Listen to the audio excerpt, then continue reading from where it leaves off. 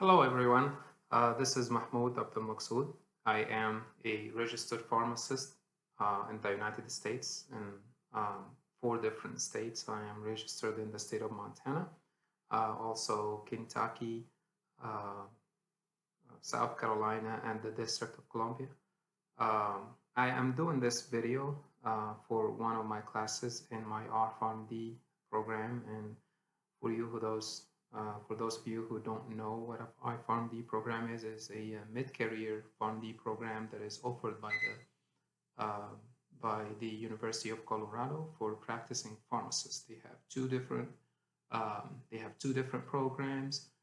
One of them is for North American trained pharmacists, and there is another program for internationally trained pharmacists.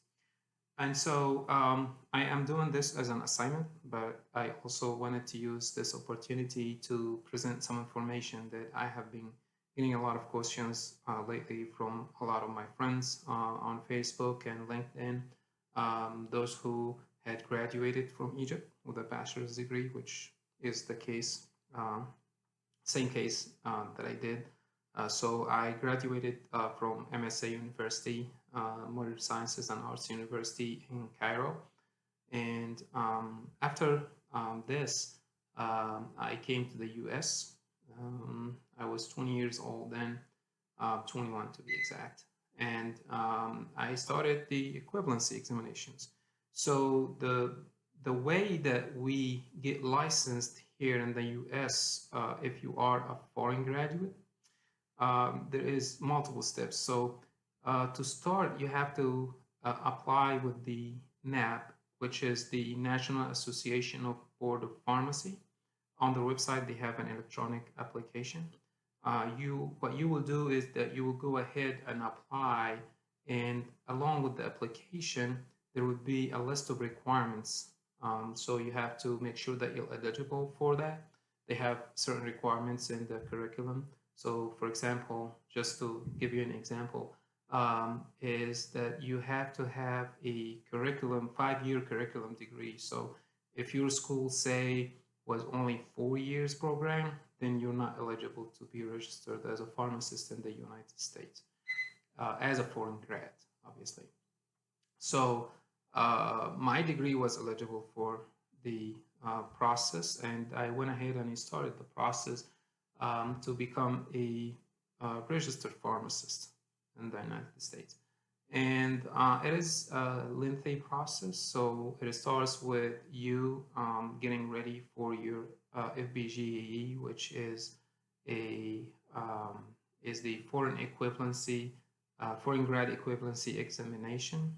This is basically you'll find the blueprint online on the nabp.net. You'll find the blueprint of what would be in the exam, but it's basically your basic sciences, which is analytical chemistry, medicinal chemistry, even some organic chemistry in there. They have biochemistry, obviously. They also have just general biology, pharmacology, and some clinical questions and calculations. And then there is also the law slash management part in the exam. It's about 6 hours exam. It's administered twice a year. I think one of them is around, or that was the case then, it was around April and around October slash November, end of October, beginning of November. That's when this exam is being administered. Along with this exam, you have to get a passing score in your TOEFL, which is a standardized English exam for the United States. It's required in almost every single admission in any college of pharmacy. You have to have certain English proficiency to be able to practice efficiently and communicate with your patients. They want to make sure that you'll be able to communicate well with your patients.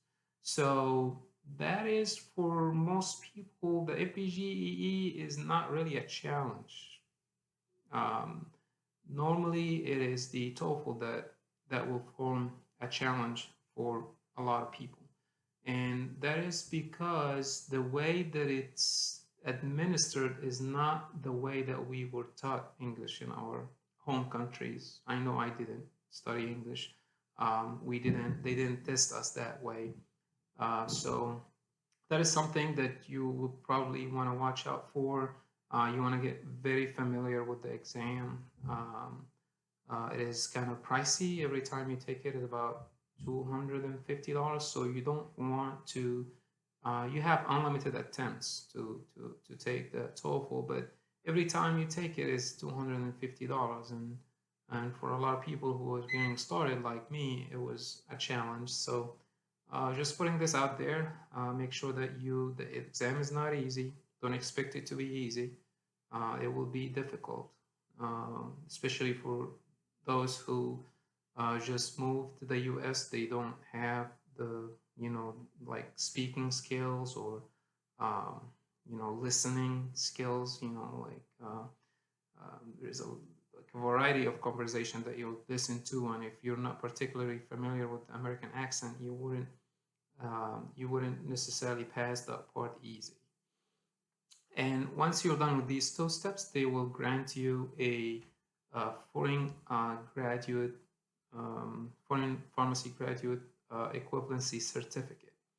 That certificate will make you eligible to apply for a pharmacist license in almost all the states, minus Wyoming, I think, is the only state that don't accept the FBGAC. The state of Wyoming actually require you to be a U.S. graduate, regardless of anything that you've done. So even though the National Association Board of Pharmacy think that you are eligible to be a pharmacist, they are not going to honor that. They require you to be a U.S. graduate.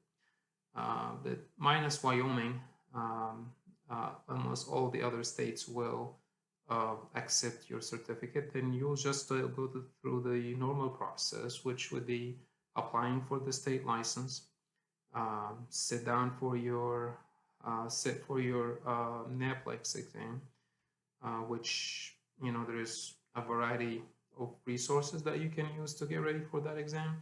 It is mainly clinical focus in that exam, but in addition to that, there is also like few questions for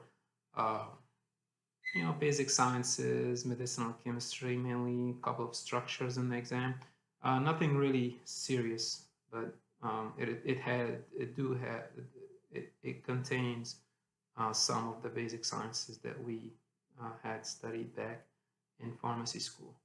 RxPrep is the main source that everybody uses. RxPrep, they have a lot of helpful online tools, so you can go to rxprep.com and you'll find a lot of helpful materials.